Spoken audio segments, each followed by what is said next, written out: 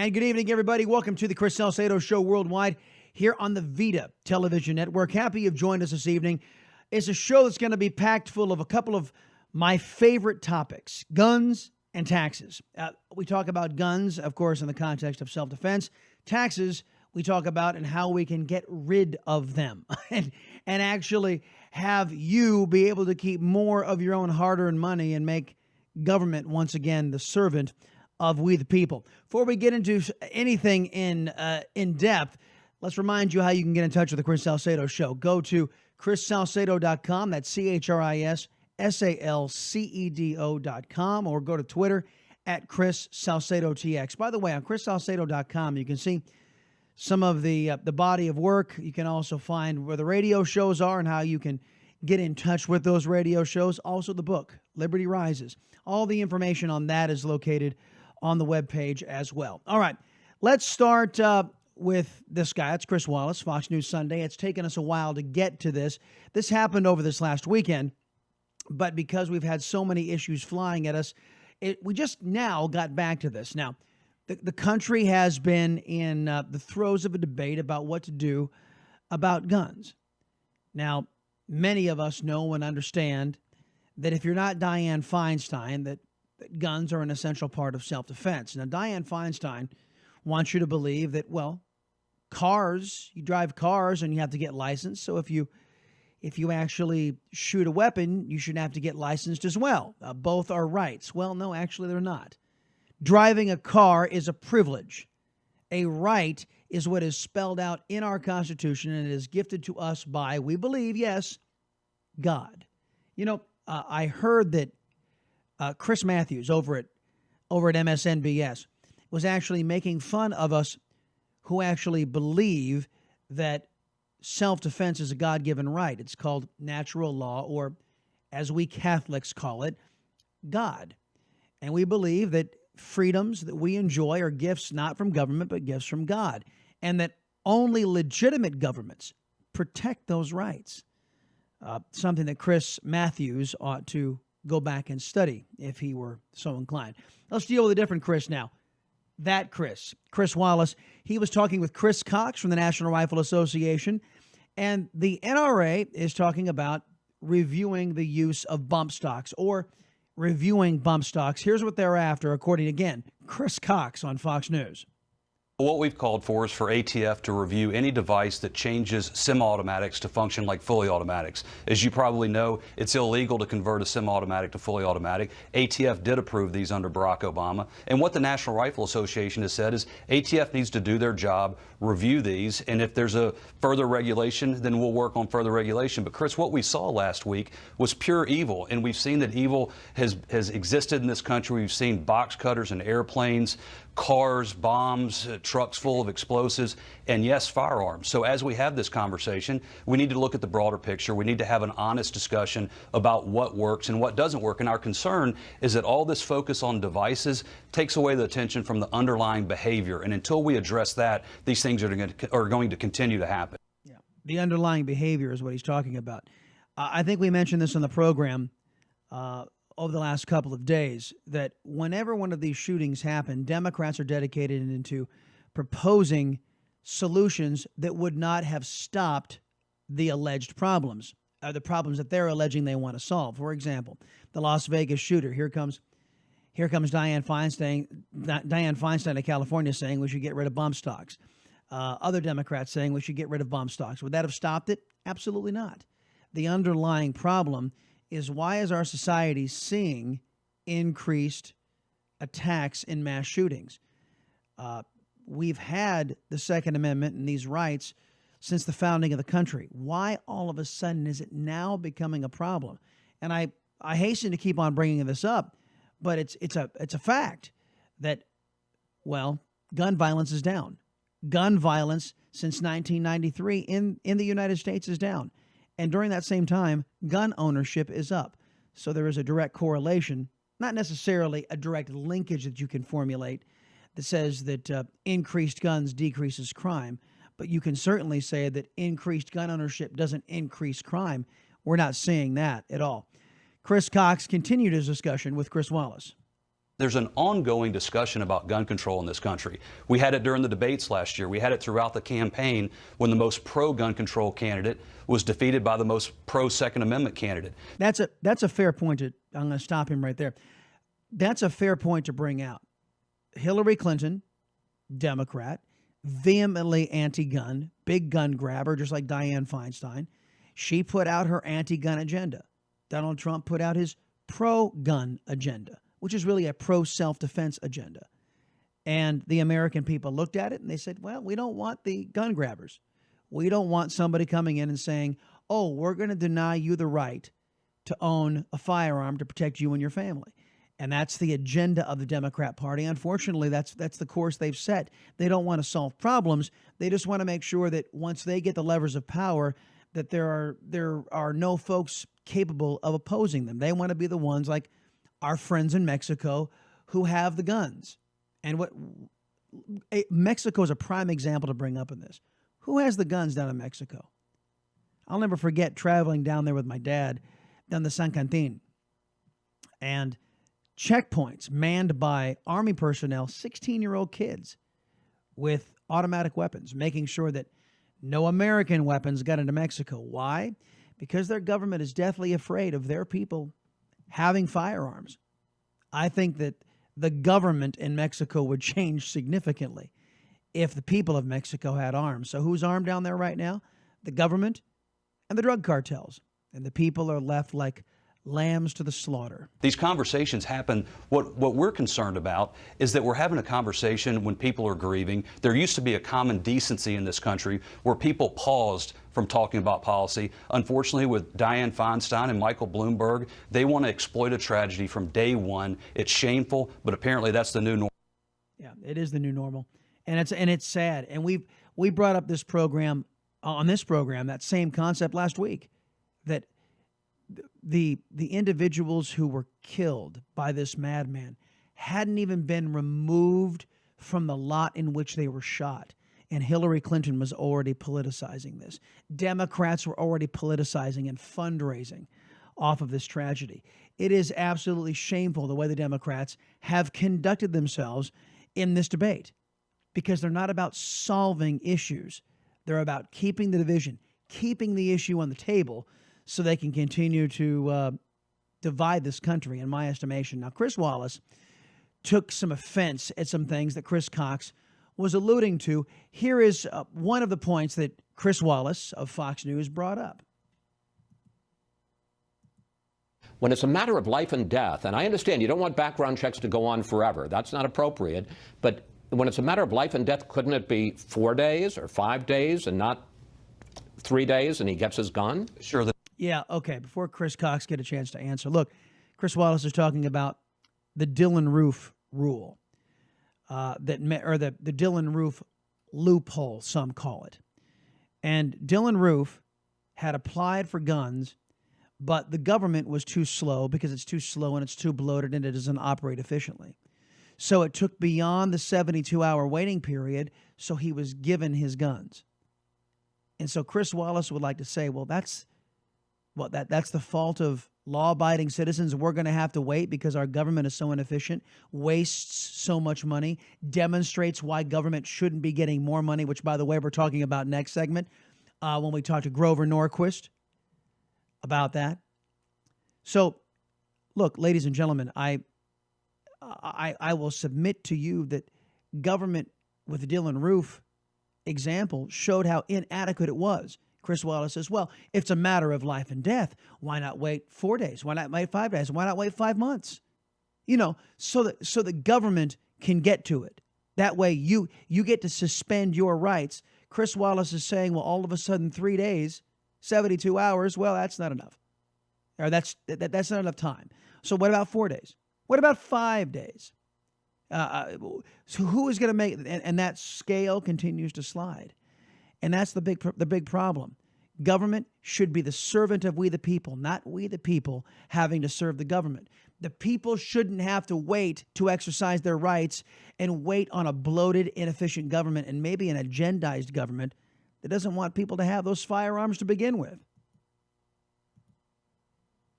National Rifle Association has worked to include every mental health record, every court adjudication, every criminal record to make sure that people don't fall through the cracks. The National Rifle Association... That's not true, sir. That's absolutely true, No, Chris. it isn't. Forgive me. In February, President Trump signed a measure that said that the Social Security Administration no longer has to provide information on mental disorders to the National Background Criminal Check, and the NRA supported that. That is a complete misrepresentation of our position, a complete misrepresentation of what President Trump did. Yeah, Chris Cox is about ready to get into this, but I was shocked to hear Chris Wallace of Fox News actually make this allegation that Donald Trump was actually taking away these safeguards and allowing people who were in poor mental health to access weapons. Of course, this policy was instituted under the last administration, and they try to throw as many roadblocks in front of our rights as humanly possible. So Chris Cox is about ready to inform you all out there of what actually Donald Trump did and what the NRA supported. What he said is you can't arbitrarily deny a senior citizen their Second Amendment rights based on no finding of dangerousness. The only finding was that they asked somebody to help them manage their financial affairs. If you think that somebody needing help with a checkbook should eliminate them from exercising their Second Amendment, then you fundamentally disagree with mental the Second Amendment. disorders. And mental disorders, now I agree, it wasn't everybody, it was some people with mental disorders, and you backed that. Their definition of a mental disorder was someone who asked for help handling their finances. That is not a prohibited category, Chris, and it shouldn't be a prohibited category. I agree. And that's what happens when you give this kind of power to leftists. The Salcedo show axiom goes like this, folks. It is best not to give government more power lest it be abused. And Barack Obama was the poster child for this. We created a food stamp program to handle the very needy. What did Barack Obama did? What did he do? He expanded what needy was so that more people would qualify for it and cost the taxpayers even more money. Same thing with this law or this rule that he instituted about people being mentally incapacitated and getting access to firearms. They just broadened the definition of someone who is mentally incapacitated. If you had to ask somebody for help with, if you were a senior citizen who arguably could use a firearm to guard yourself, like I remember a 60-year-old man in Chicago had to sue the Chicago government to get access to a firearm to defend himself against thugs who had taken over his community. It was nonsensical. And that's what Barack Obama tried to do with these rules that he instituted, trying to say that, hey, if you ask for help in balancing your checkbook, you too could be a nut. Last thing, Chris Wallace showed Chris Cox this video.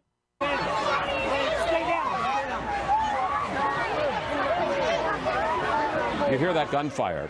One reason that Stephen Paddock was able to fire so quickly, so many shots so quickly, was because he had a high-capacity magazine. He had a bunch of them that held between 60 and 100 rounds. And Chris Wallace will go on to say, why does anybody need that?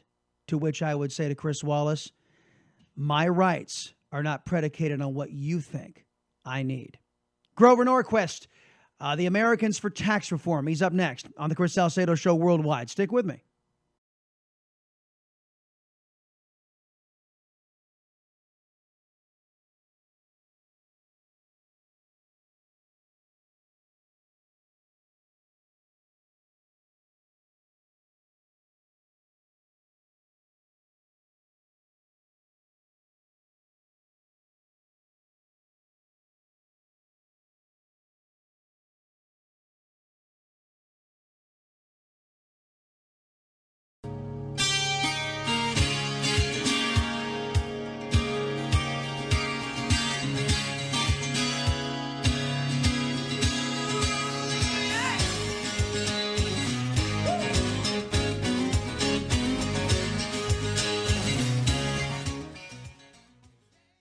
Welcome back, everybody. The Chris Salcedo Show.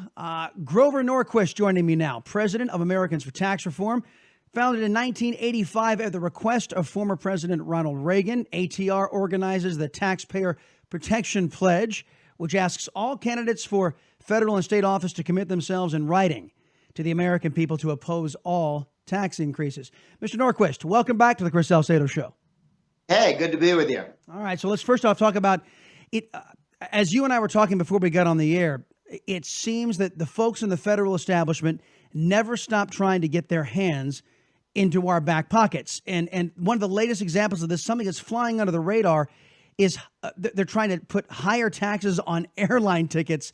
I didn't even know about this until your folks brought it up to me. Tell me what's going on. Well, it just came to our attention because we usually keep an eye open for what's happening at the Ways and Means Committee. Those are the guys raising taxes, but this is over in the Transportation Committee, and they want a passenger facilitation charge or passenger facilities charge. That would be a tax on every flight you take. Right now, they actually do take about $4.50. They want to take that up to $8.50. And once you begin a negotiation about how it goes up, they will take all that money, spend it, and then everybody who is standing around wishing somebody would give them free money at an airport will go, well, you just took the PFC up to 8.5. 10's an even number. You know, we could really move it to 10. So keep an eye on that. Talk to your congressmen and senators. Let them know that we shouldn't be raising the PFC. It's a tax, a fee on every plane ride you go on. And they're going to spend it, they say, on things in and around airports. The challenge is, as long as you can raise those fees, then you never try and keep prices down. You never try and keep costs down. Lots of things at airports don't have to be run by the government. A lot of them could be done more efficiently. You could sell off land that you don't need, but they don't think to do that because rather than reform government, they always want to go to the taxpayers to cover all the mistakes of the past and add their new stupid idea, or maybe a good new idea. But you know, they don't prioritize and say we have a good idea, so we're going to stop doing things that were less important. They just put it on top, and barnacles on top of barnacles, and pretty soon the ship doesn't move. Yeah, no, I completely agree. And it has always amazed me that we in our private lives, we have to prioritize. If we make a bad choice or a bad investment, and it's like, well, okay, we all of a sudden the car breaks down. Well, that takes precedence. So we've got to repurpose money, reprioritize money from where maybe it wasn't most effective and put it into the car so we can get to work. The government doesn't seem to be hindered by that concept. They just say, oh, we'll just go raise taxes to this infinite piggy bank they call the taxpayer. Let me ask you this. What is their justification for wanting to raise it to begin with? Well, it was something that wasn't taxed at first, so then it became taxed. Then it was something that once it was taxed, why not raise taxes? It's a game that they play. There are fortunately many fees, taxes, charges that get put on. Sometimes they escape people's notice. I mean, we hadn't seen this coming immediately. They put it in the wrong committee. It's not in the tax committee. It's in the transportation committee. But you really need to keep an eye open for everybody. Look, you don't get to choose whether or not to buy it. It's not a fee. A fee is going to Yellowstone Park. There are other parks. There are other things to do. You don't have to go to Yellowstone Park. There's a fee to go to Yellowstone Park. Got it. Okay. That could be a fee. Maybe it's too high, but it's a fee. A tax is something that you don't have a choice about. If you're going to fly any plane, you're not flying a plane that has better something because of the fee.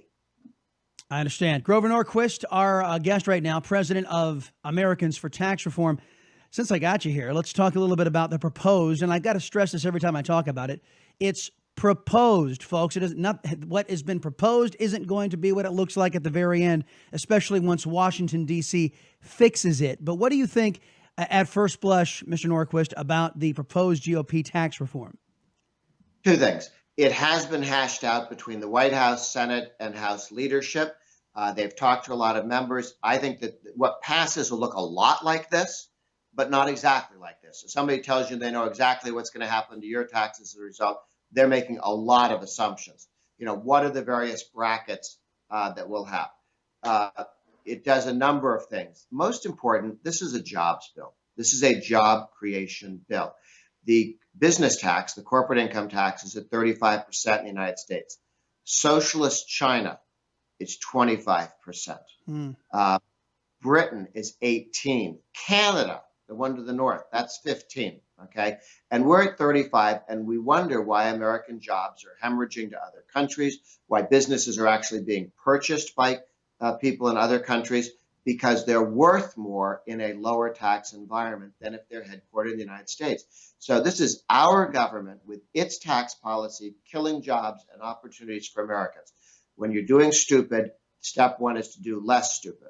And so we need to take that rate from 35 down at least to 20. And the Trump administration said their one non-negotiable is they're not moving higher than 20. They wanted 15, not going higher than 20.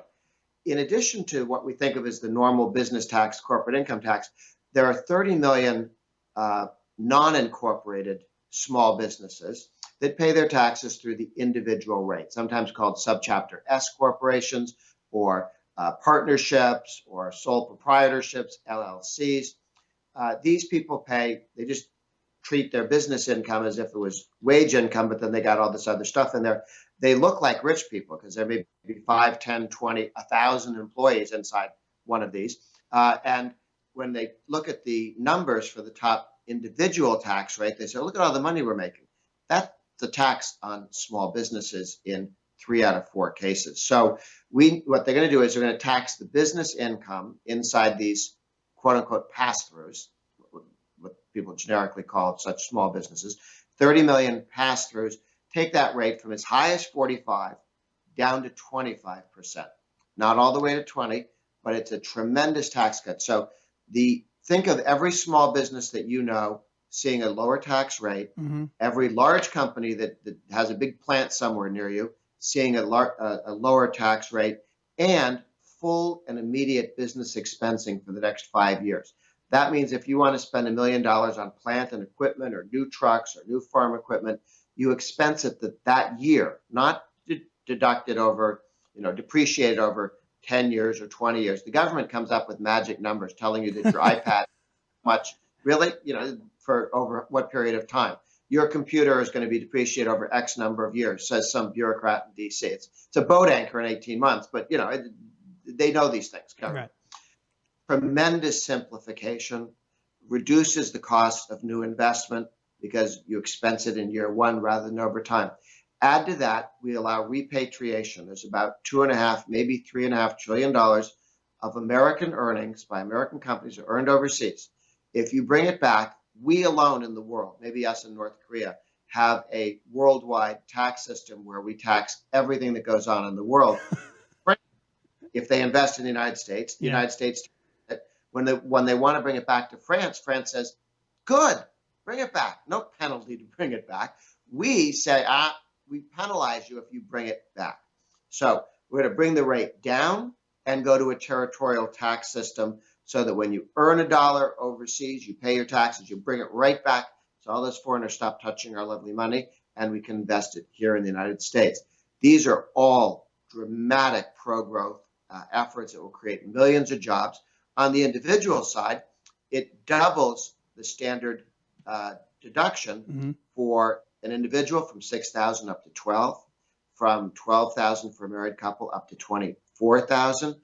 All the rates come down. There are 8 rates now. Top one's over about 40%.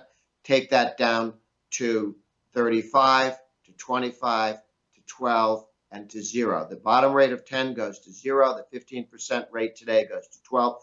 Every American will see lower marginal tax rates as a result of this bill. Last couple of questions, and we only got about a couple minutes left here. Number one, any concern that AMT going away, repatriation, the death tax going away, those seem to be regarded as nods to the upper class, but a lot of these tax cuts seem to be weighted toward the middle class. And I've said it before, I've never gotten a job from somebody who's in the middle class. I always get a job from those with means.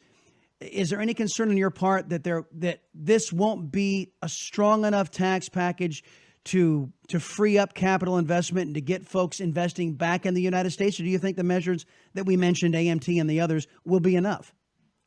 Well, the administration, the House and Senate have always said the death tax goes away. It is confusing. It taxes income, life savings for a 4th time.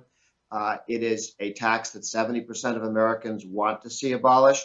What's very healthy about America is even though a small percentage of people end up paying the death tax, and it's only paid, it's paid when somebody dies, 70% of Americans recognize it as unfair.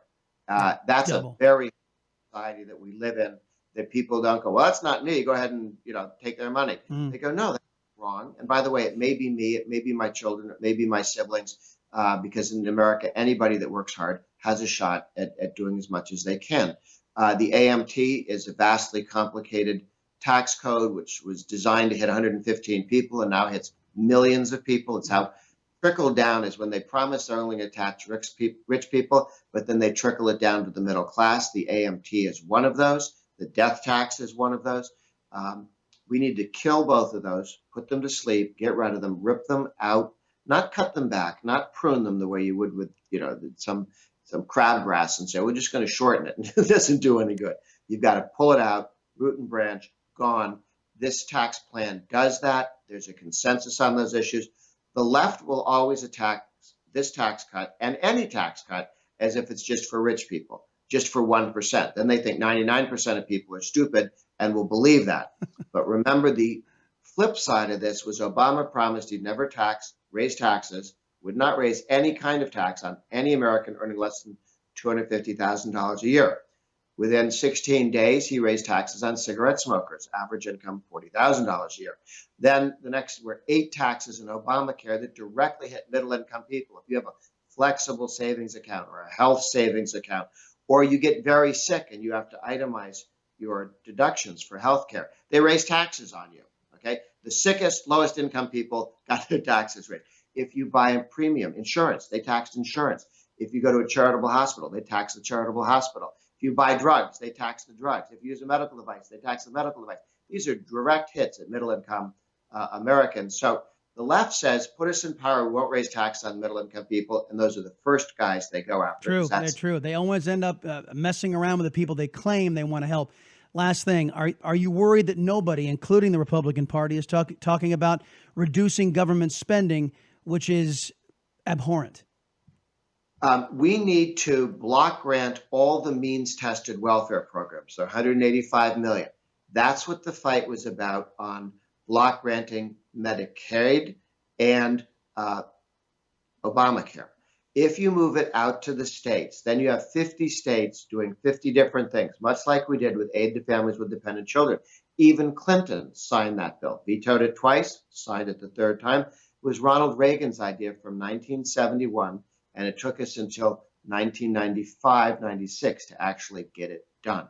So I think most Republicans are on board to block grant the means-tested welfare programs and then say they can grow with inflation, but not beyond that. Interestingly, amazingly, if you simply do that, it dramatically drops the cost of government in the future through simple reforms, as we got state by state with aid to families with dependent children.